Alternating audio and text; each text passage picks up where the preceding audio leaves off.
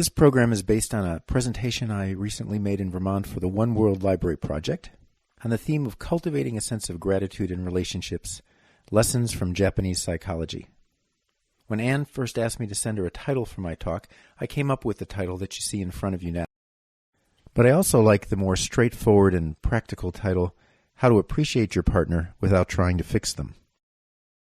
Now, as it happened, during the day that I was pondering the wording of the title, my wife and I got into an argument, and that's when I came up with the following title.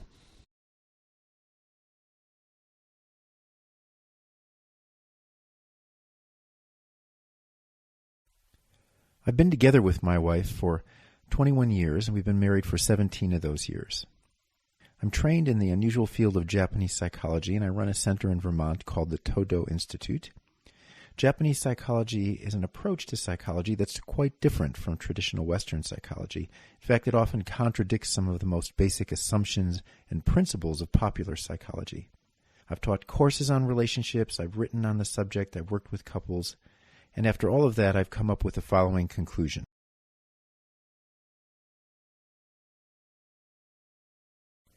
I've found at least two other people who have come to the same conclusion.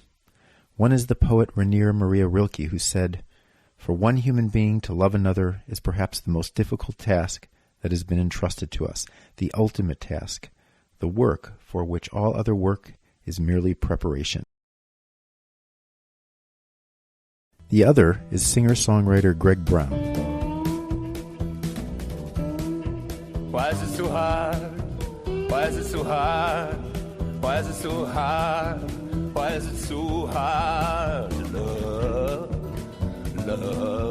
really love somebody, love somebody? Why is it so hard to love somebody? Why is it so hard to have a healthy, fulfilling, loving, lasting relationship with another human being? Well, one of the main reasons, I believe, is that our relationships, and marriage in particular, exist in a larger context, the context of our society and our culture. Author William Doherty has us think of it as a body of water, and that body of water has a current. So if you and your partner decide to climb into a canoe together, you will drift with that current. And that current, I'm sad to report, will not take you to the destination you're probably hoping for. In fact, in all likelihood, it'll take you in the opposite direction. This current is formed in large part by the culture which surrounds our relationships. Here are a few of the key ingredients that make up the current that we're currently floating in. First, there's our consumer culture.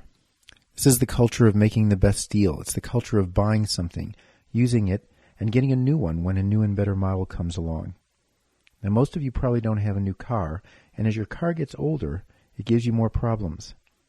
So you increasingly have to weigh whether you'd be better off trading it in for a brand new shiny model. This mentality has become part of the way people consider their marriages and relationships.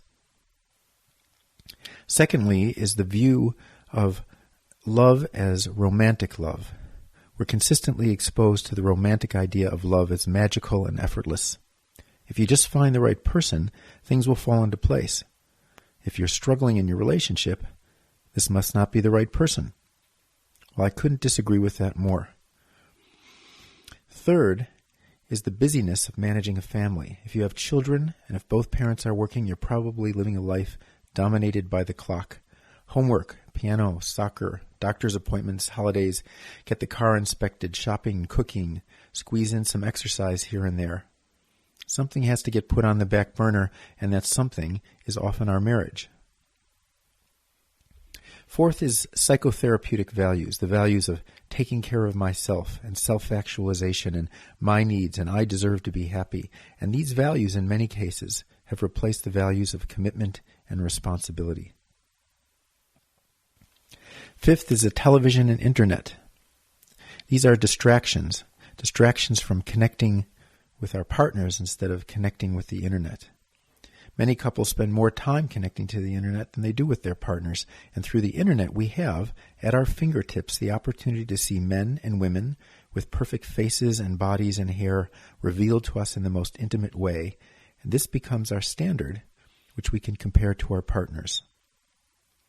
And finally, there's familiarity. You've probably heard the phrase, familiarity breeds contempt.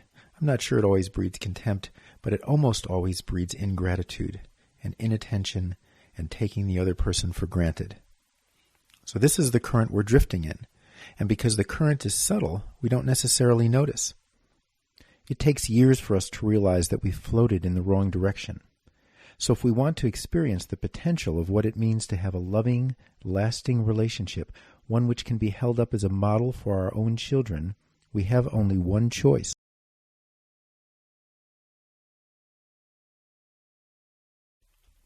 A very important part of paddling in a relationship is gratitude, appreciation for your partner and what he or she does for you.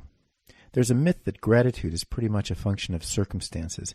If only my life was better, I'd be more grateful for it.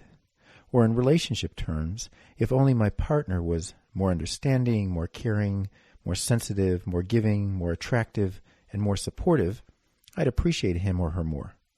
But both research and experience in the area of gratitude is fairly clear. Gratitude isn't really a function of our circumstances.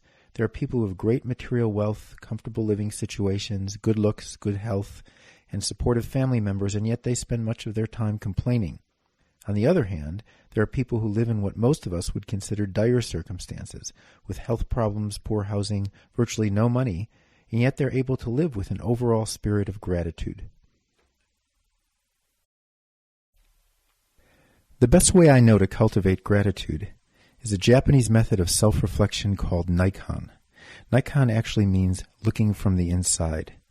It's a method that's been very successful in working with people in all kinds of relationships, including those with parents as well as intimate partners. I'd suggest you look at this experience as a research project. You'll be conducting research on your relationship with your partner, and like any good research project, you start by collecting data.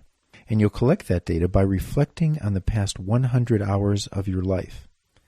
And that's the period that you'll look at. During that period, I want you to examine your relationship with your partner in a very concrete and practical way using a set of questions. These questions are the structure that Nikon provides. If you came to do a week-long retreat at the ToDo Institute, you'd use these questions to examine your entire life, as far back as you can remember. And you'd examine every significant relationship you've ever had. So the past 100 hours is just a small study, but it's a good place to start. Here are the 3 questions that you'll use to reflect on your partner. Let's look at the first question. What did I receive from my partner during this period of time? Think about what you received from this person and try to be concrete and specific. Did your wife or husband drive you when you went out shopping? Were there meals cooked? Dishes washed? Did someone take care of the kids so you could have time for something? Did the other person work and bring an income that helped support you? Were there things around the house that were attended to, cleaned, fixed? Was there any affection, a shoulder massage? Were there errands that were done? Write down a specific list, whatever you can remember. And then move on to the second question. What have you given to your partner? And then finally, the third question, what troubles and difficulties have you caused your partner? You'll want to spend at least 35 or 40 minutes reflecting on your partner. How will it come out? Well, you won't really know until you try it, even if you think you can predict the outcome. Perhaps you've given a great deal to your partner, and she's given you very little in return. Or maybe the give and take in the relationship, at least for this short period, is just about even. But it's also possible that you'll realize that your partner has done much more than you've acknowledged. You may realize that you've taken much of his or her efforts for granted. And when you get to the third question, if you've been truly sincere in your examination of your conduct, you'll see that perhaps, just perhaps, you're not always the easiest person to deal with. Regardless of what conclusion you draw, I'm guessing that you'll have a slightly different view of the relationship than you did before you began this reflection. Dietrich Bonhoeffer said, "In ordinary life, we hardly realize that we receive a great deal more than we give, and that it's only with gratitude that life becomes rich. It's very easy to overestimate the importance of our own achievements in comparison with what we owe others." I'd like to thank you for listening to this presentation. And if you're interested in more information on Nikon, gratitude, self-reflection, or attention, I'd invite you to go to our website, www.todoinstitute.org, where you'll find a wealth of information. We have retreats, books, and a distance learning program called Renewing Your Relationship, which starts on February 15th. We also publish a quarterly journal called 30,000 Days, a journal for purposeful living. And we manage the online Internet Library of Japanese Psychology. Creating a loving, lasting, fulfilling relationship is a great challenge,